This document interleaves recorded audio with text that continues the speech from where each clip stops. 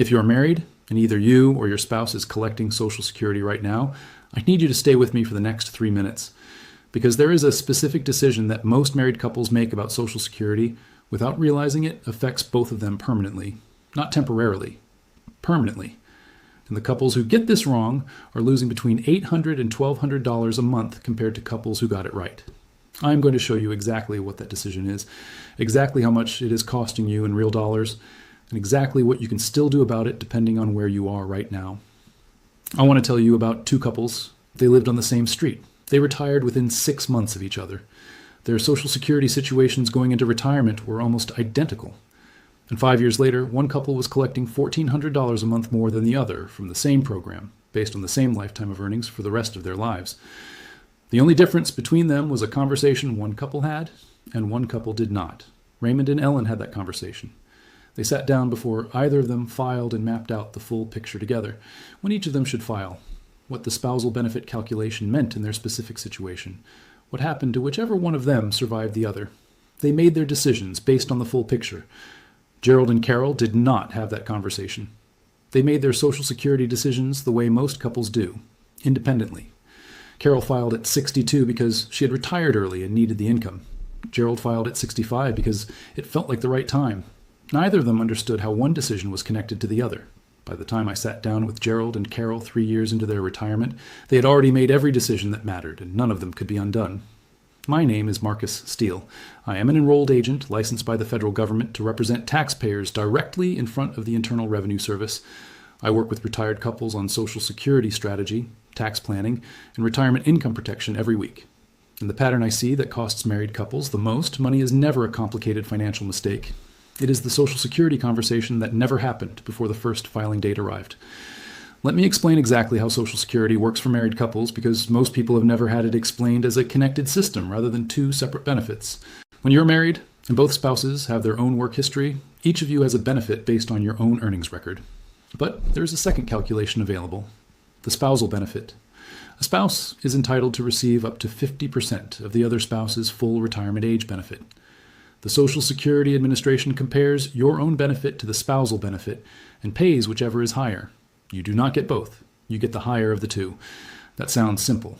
The complexity is in what controls both numbers. Your own benefit is controlled by when you file.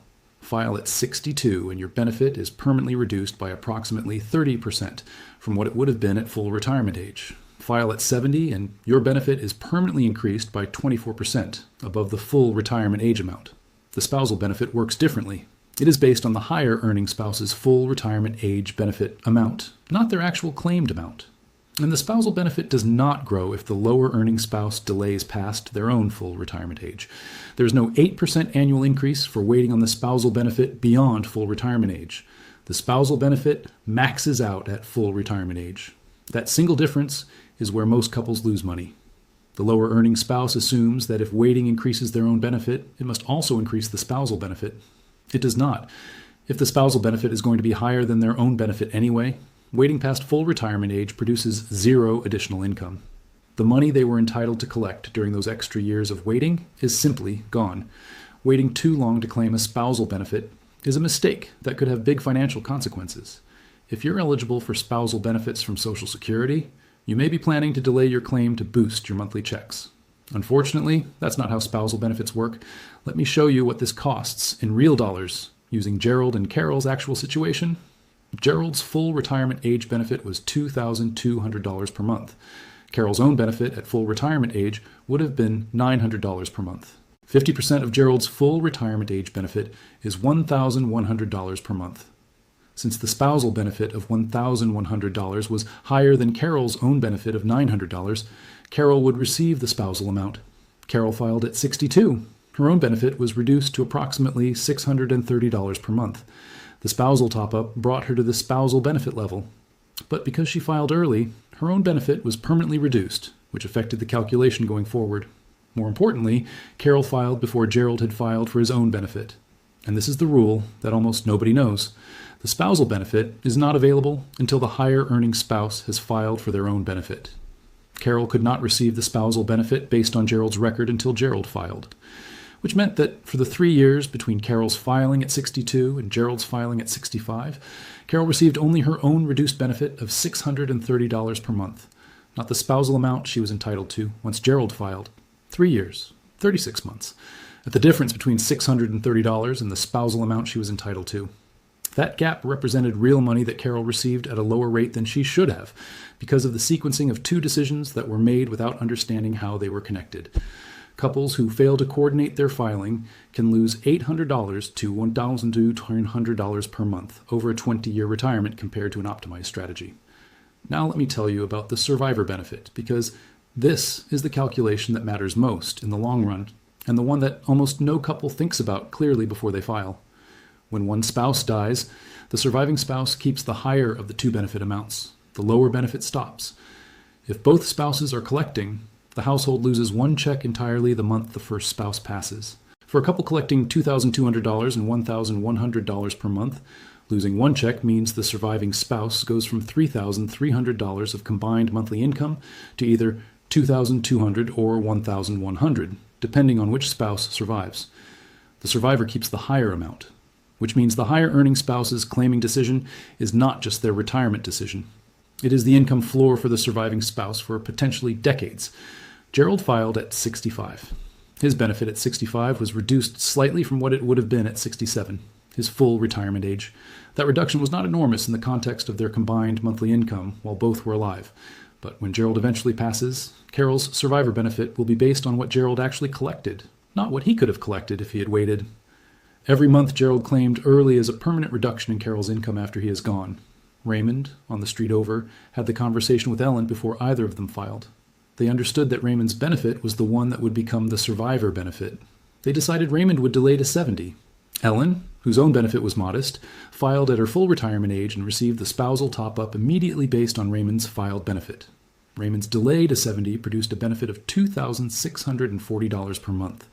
If Raymond passes first, Ellen collects $2,640 as her survivor benefit. If Gerald passes first, Carol collects $2,200. The difference is $440 per month, every month. For the rest of the surviving spouse's life, over a 20-year survival period, that difference is $105,600. Same neighborhood, same general situation, one conversation. Now let me talk about what you can still do depending on where you are right now, because I do not want this to be a video about mistakes that cannot be fixed. Some of them can still be addressed, some cannot, and knowing which is which matters. If neither you nor your spouse has filed yet, you are in the best possible position. The full set of strategic options is still open. The move that produces the most lifetime household income in most situations, where there is a meaningful earnings difference between spouses, is for the higher earning spouse to delay as long as possible, ideally to 70, to maximize both the monthly benefit and the eventual survivor benefit. The lower earning spouse should consider filing at or near full retirement age to begin receiving the spousal benefit without waiting for an increase that will not come. Run the specific numbers before you file, not the general rule. Your specific benefit amounts, your specific ages, your specific health picture, your specific other income sources. The Social Security Administration will provide your estimated benefit at every claiming age if you ask. Use those numbers to model at minimum 3 scenarios. Both claim early, both claim at full retirement age, higher earner delays to 70. Compare the total lifetime household income under each scenario across a 20 and 25-year retirement. The scenario that wins in your specific situation is the one to follow. If the higher earning spouse has already filed but is between full retirement age and 70, the voluntary suspension option may still be available. A retiree who has filed for Social Security and has not yet reached age 70 can voluntarily suspend their benefit. During the suspension, delayed retirement credits continue to accumulate at 8% per year. When the benefit resumes, the monthly amount is permanently higher based on the months of suspension. The lower earning spouse's benefit is also suspended during this period if it is based on the higher earner's record, which is the main limitation of this strategy for married couples. But for the right situation, voluntary suspension can partially recover the delayed claiming benefit that was not taken at the outset. If both spouses have already filed and the decisions cannot be changed, the focus shifts to 2 things. First, optimizing the tax situation around the benefits you are receiving. The Social Security tax strategies I have covered in previous videos, the W-4V withholding adjustment, the provisional income management, the Roth conversion window, the qualified charitable distribution, all of them apply to reducing the tax cost of whatever benefit amount you are receiving. Second, ensuring that the survivor benefit picture is accounted for in the financial plan. If the surviving spouse will face a meaningful income reduction, the financial plan needs to include a buffer for that eventuality. Life insurance, a separate savings allocation, a paid-off home, reduced fixed expenses, something that allows the survivor to absorb the income reduction without a financial crisis on top of grief. There is one more situation I want to address specifically, because it applies to a significant number of people watching this, and it is one that almost never gets the attention it deserves. If you were married for 10 years or longer and you are now divorced, you may be entitled to a divorced spouse benefit based on your former spouse's work record without their knowledge or consent, and without any effect on their benefit or their current spouse's benefit. The divorced spouse benefit pays up to 50% of the former spouse's full retirement age benefit, and the same spousal benefit rules apply. The benefit tops out at your own full retirement age. Delaying past that point produces nothing additional on the divorced spousal benefit. Divorced individuals married for at least 10 years can claim on an ex-spouse's record without affecting the ex's benefits, yet most never file this claim. If your former spouse has passed away, the divorce survivor benefit can pay up to 100% of what they were receiving. You can claim a divorce survivor benefit as early as age 60, 2 years earlier than the earliest age for regular retirement benefits. If you were married for 10 years, divorced for 20 years, and have been collecting your own smaller Social Security benefit without ever checking what the divorced spousal benefit would pay, that comparison is worth making this week. Call the Social Security Administration and ask specifically what benefit you would be entitled to on your former spouse's record. The answer costs you nothing to find out and could change your monthly income permanently.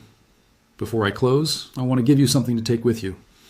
I put together a free checklist, my 2026 Married Couples Social Security Checklist.